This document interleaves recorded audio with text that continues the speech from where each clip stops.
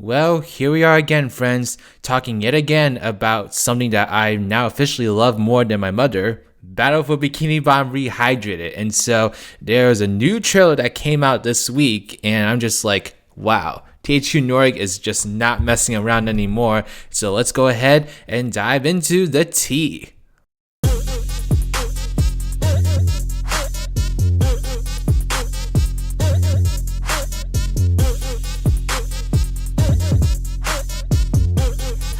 Sauce in my bag,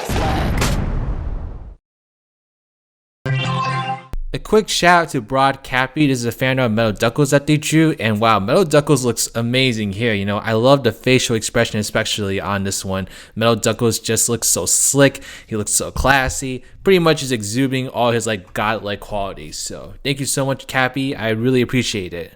Anyway, hello there beautiful human, my name is RidersDX. Welcome to my channel where today we've got yet another Battle for Bikini Bottom Rehydrated video. And so I actually wasn't gonna make a video on this because I haven't been making as many videos on like small news bits like I usually do, but as I kind of delve into this trailer and started breaking it down one by one, I realized that there's actually a lot I can talk about here. And so I decided to make a video analyzing the hell out of this trailer. I mean, you all know what to expect at this point. Expect me to make like 20 minutes out of like a minute of footage. So that's just the maniac I've become, and that's the maniac you all have subscribed to. And if you haven't subscribed, then you need to right now or else. But anyway, before we get started, I do have a very special announcement at the very end of this video regarding Rehydrated, and so make sure you stick to the very end to hear it because I'm really excited to share it. Now let's go ahead and just take a look at it because I don't even think it's officially uploaded on YouTube. So first of all, THQ Nordic, you gotta upload this because this trailer is awesome. And second of all, well, here's the trailer.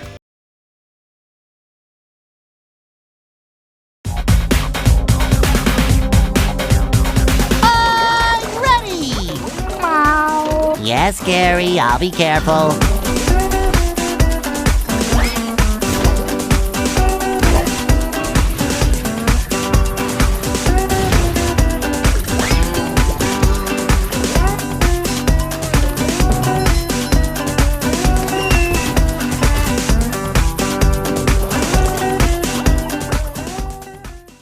So, what did y'all think about the trailer? Did y'all love it? Because I definitely did. I do have some things I wanted to talk about in terms of criticism, but yeah, I pretty much loved it overall. It definitely hyped me up, especially hearing that robot theme in the background. Like, that's one of my favorite music tracks from the game. But anyway, I have 10 bullet points I'm gonna go through, so let's go ahead and just dive into it. At number one, I wanted to talk about this first because the trailer's music in particular is still very fresh on your minds after watching it. And so I've been talking to this guy named Sheriff the Great. He's someone that's in both my Discord server and also the Nicktoons Unite server, and also has some really cool videos on Rehydrate that you should totally check out. I'll leave his link in the description box below. But he's got a lot of knowledge on the music department in particular, and he was able to tell me about how the remastered tracks in this game are remastered through what's called like a fake stereo. So basically, in the original game, the tracks were what you would call mono, so they only had one audio channel that was processing through the track. But with this game, what they did is that they increased the channels to 2 to kind of give off the illusion that it's stereo. And so that's why the track sounds like they have more reverb or something. They just sound a little bit different from the original. And so it's not like the full act of completely remastering the track, I guess you could say, or completely remaking it, but it does still sound really good and really modern. And I guess I'm not that picky when it comes to music quality, but I just thought that was a really fun fact about the music in this game. At number 2, we're going to talk about SpongeBob's Dream overall. And so with SpongeBob's Dream, the main thing I want to point to is the skybox here. And so this has been a very interesting point of discussion among the community actually, because this isn't the first time we've seen this. Apparently all the dreams, at least what it seemed like at the beginning, are sharing a common skybox of having that bright blue color on the bottom and a bright pink color on the top. And if you recall from my previous video, we also talked about like this really weird screenshot that had like the whole dream level blurred out, but we were able to see that there were clouds with Krabby Patties embedded in them, and now you can actually see that over here. And I thought that's just such a cute little addition. I really love seeing that. I think it just makes it seem more dreamlike, and definitely something that SpongeBob would dream of.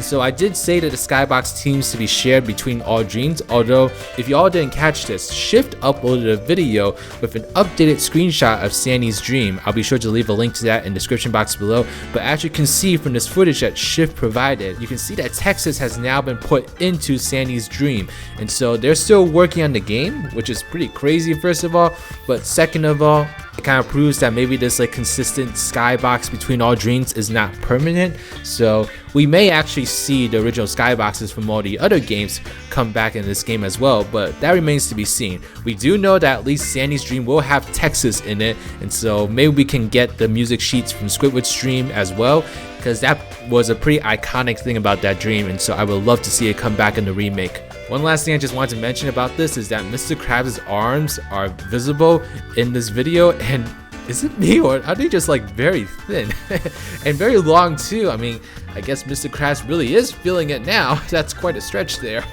And number 3, speaking of Mr. Krabs, we also got to see a little bit of Mr. Krabs' dream, and I wanted to point this out because it does have the money in the background. So I'm really glad that they kept that in the game, because I was almost nervous actually that they might not include as much of that because they were trying to use that common skybox. But from what it looks like, they still included like objects of money in the background, but with the sky background behind all of that. And so I'm gonna need to see the whole level before I can comment on whether I think that mixes well or not, although we'll have to see. Maybe with all the feedback that they've been getting so far, maybe they will attempt to change the skybox too, but with the cache, I don't think it's as necessary. Depends on how it looks in the final game, so I'm really looking forward to seeing what Mr. Krabs' dream looks like in the final thing.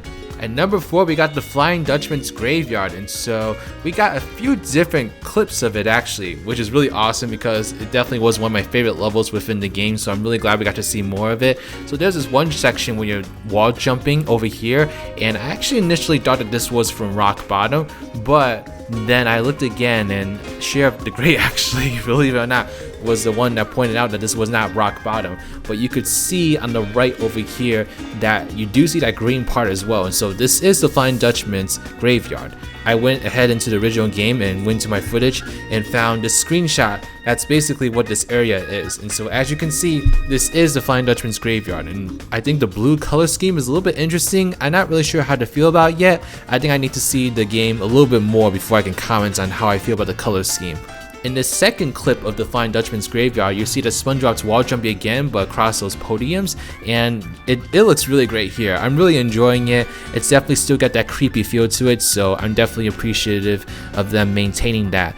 And then you got this third scene over here, which is basically where you meet Squidward in the Flying Dutchman's Graveyard, but there's actually something about the shot that I don't know if I love or not. Like, there's just something about it that doesn't feel right. I think it might be going back to the color scheme, how like a lot of the floors seem a little bit bluer than they were in the original game, and the more I look at it, the more I wonder if I like actually like it or not. And, like the green glowing effect is very, very prominent here, and to have that blue flooring that SpongeBob's running on, I'm not sure those colors like mix together well compared to the original.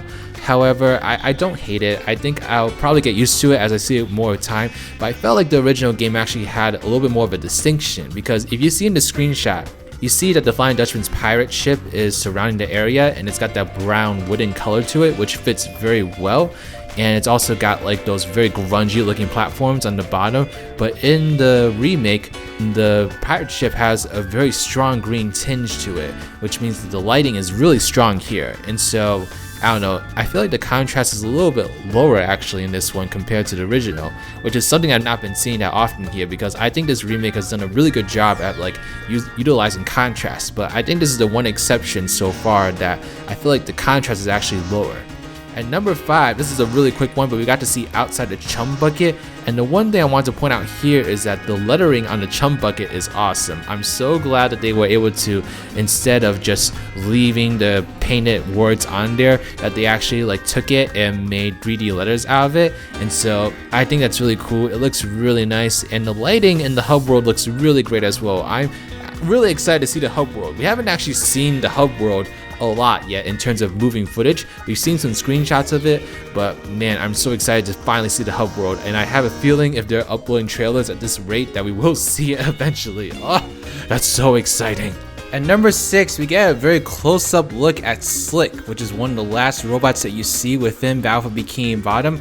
And this is something I kind of wanted to talk about in my previous video, but my previous video was just like way too long, so I didn't want to like spend forever on every little detail. But since this is a brand new video, I can go ahead and go on as long as I want for everything. So I'm taking full advantage of that.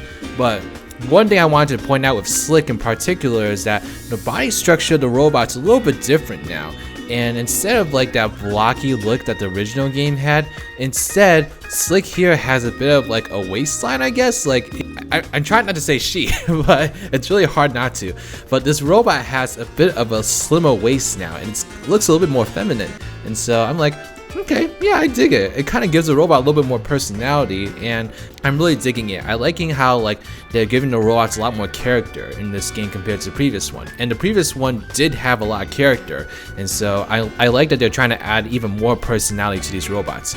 At number 7, we get to see our first look at the rolling ball puzzle. They ask you how you are, you just have to say that you're fine when you're not really fine, but you just can't get into it because they would never understand. No, I'm good. I'm good, honestly. I actually have conquered this challenge and can do it in one try, most days at least. But what we see over here is that you can see a continuing of the Mermalair color scheme that we've already talked about in previous videos.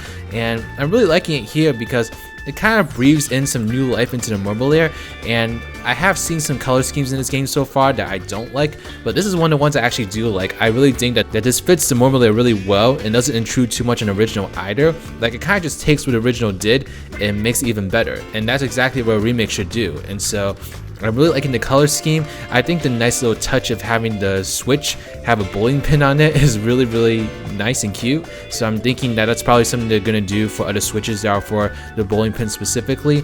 Might be another one of those like visual cues that they're adding in to make the game a little bit more accessible to younger players. So that's another thing to take note of. And number 8, I got really excited when I saw this, where we got to see our very first look at Sand Mountain. And what we got here, I have some opinions about, I guess you could say. And so one thing I wanted to point out here is that you see the yellow bars on each side of the mountain, and it's very interesting. It kind of makes it seem more like a resort more than anything, and so I kind of like it actually. It looks cool. I think it's a harmless addition to make. Some other things that I noticed within here is that there are some signs here that you can see as SpongeBob is sliding down. One shows that a Krabby Patty and a milkshake at the Krusty Krab costs $1.99. I'm like, I don't think that's accurate. Maybe Mr. Krabs still isn't feeling okay, so that could be another sign that he's just not well in this game. We need to save him. Then there's another sign on the left that just shows Mr. Krabs over there, and so I'm loving the in-game promotion for the Krusty Krab. It's really, really great. Another really fun thing that I noticed is that when the snowball falls down, it still crashes on those two bystanders, just like the original game. And I'm like, yes, Purple Lamp, you've got this completely right. This is really awesome. And so now that we got some of the positives out, there is something that might be a bit of a negative, but I'm not really sure how I feel about this yet. I feel like I need to actually play this to really get whether or not I like this or not. But sliding has almost a bit of a motion blur effect to it. I mean, those white lines that surround you is something that's very different from the original game. The original game just didn't have that. And also the surroundings around SpongeBob kind of blur out a little bit as well. So I'm thinking this is what motion blur is, but if I'm incorrect, then please let me know. And I don't know if I like this actually. I really didn't like it very much in Spyro, and I don't really like it much over here either. And it just makes the whole level a little bit more difficult to see. And I don't think it helps that the whole level has this like bright blue lighting to it too. It's kind of similar to what they did with the Flying Dutchman's Graveyard. It's a little bit easier to see things here than it was in the Flying Dutchman's Graveyard, but I don't know. I'm not a big fan of this design choice, to be honest. I think the surroundings need to be a little more clear. One of my favorite things about the original game is that I love being able to see everything like really clearly around me, and I just don't feel like I can see everything as clearly around me over here in this case. And so this has not been the case with like most of the footage I've seen in this game. Like in SpongeBob's Dream, for example, it's still pretty easy to see your surroundings, and so it might just be because that SpongeBob is sliding over here. but I would like them to make the surroundings a little bit more clear, kind of like maybe go easy on that lighting a little bit so that we can kind of make out the structures around SpongeBob a little bit more. But let me know your thoughts in the comment section below. Do you agree with me? Do you disagree with me? I'd be really interested in hearing your thoughts. And then at number 9, we get to see Sandy's Treedome, and I have to start off here by saying the lighting is absolutely gorgeous. It looks so good here. It's so colorful, it's so peaceful. I think the daisies in the park is a really nice addition. I remember in the very first episode that Sandy was a really big fan of flowers, and so I'm glad that they added some flowers in here. And there's a certain game this reminds me of. I just can't think of what it is, but man, this looks gorgeous. And then, of course, we get to see SpongeBob.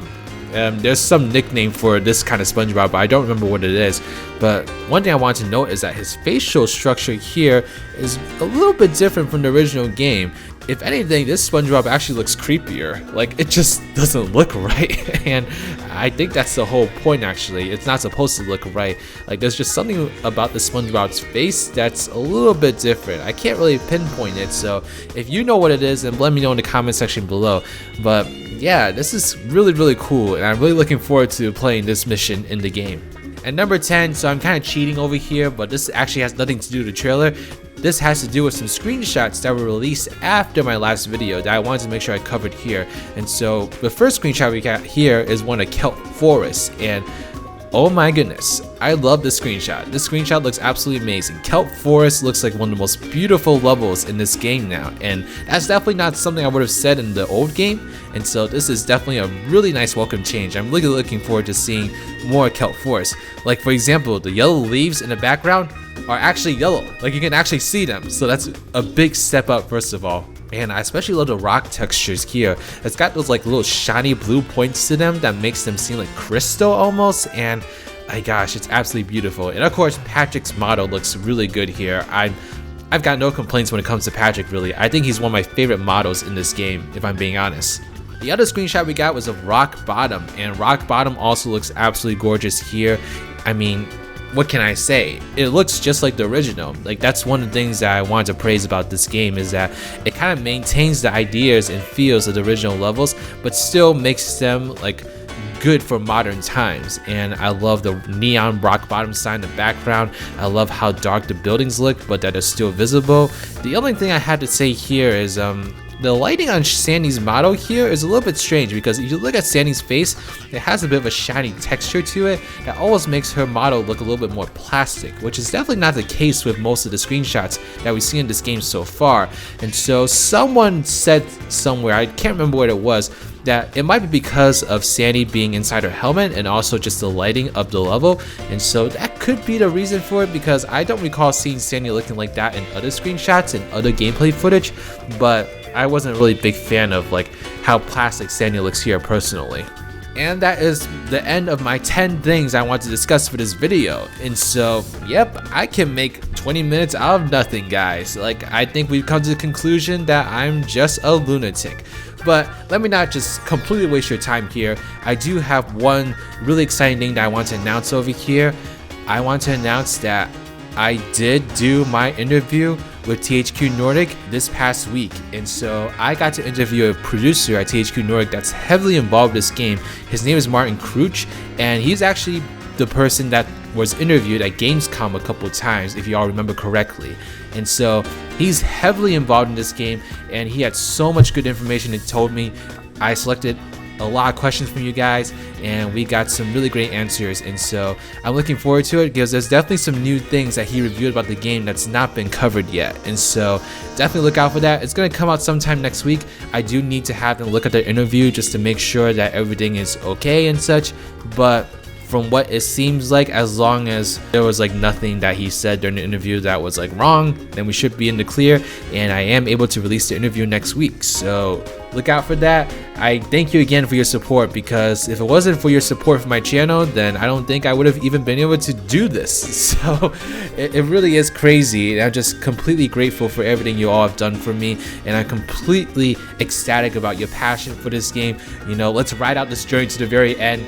The release of the game is so close now. Let's kind of just finish this journey strong and really celebrate this game. But okay, please give this video a thumbs up if you like it, subscribe to my channel if you like videos like these, want to see more in the future, follow me on Twitter or Twitch, and join my Discord server, the Spongy Garden. Special shout out to Reese Gaming, Team I Was Sonic Gamer, Andrew Coughlin, Glitched Dolphin, New Gamer Hub, Abraham Muner, Maz Muner, and Angry Studios. These are my patrons / YouTube members. If you'd like to become a patron or YouTube member, get access to a whole bunch of different perks, then please check out the links in the description box below.